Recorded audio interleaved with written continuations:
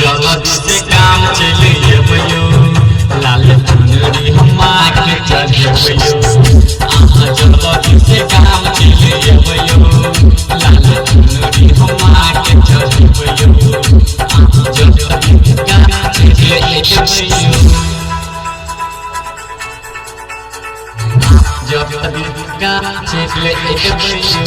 DJ Malis Rexon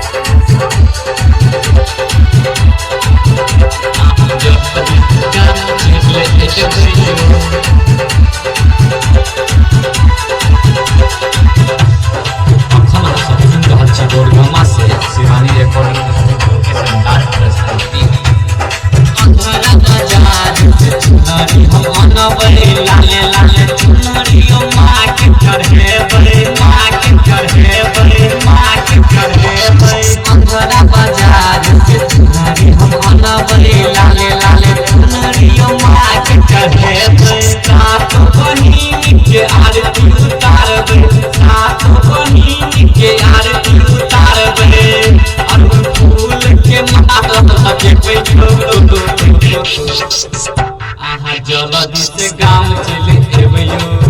लाल चुनरी माँ के चढ़ेबयो जल्द से गाँव चले भयो लाल चुनरी माँ के चढ़ेबयो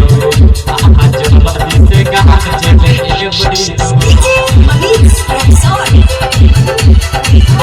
जल्द से गाँव चले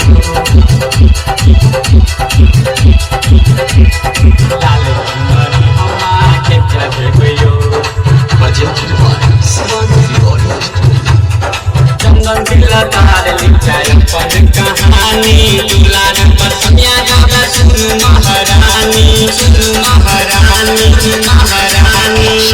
चंदन दिला तार लिखाई पर कहानी दुलार पर समिया गावा सुन महारानी जोरा जोरा चुनरी माँ के चढ़ेबयो जोरा जोरा चुनरी माँ के चढ़ेबयो गोदी में लाला मार देतयो जल्द से गाँव चले भयो लाल चुनरी हमा के चढ़ेबयो जल्द से गाँव चले भयो लाल चुनरी हमा के चढ़ेबयो जल्द से गाँव चले भयो Presented by Sivangi Recording Studio.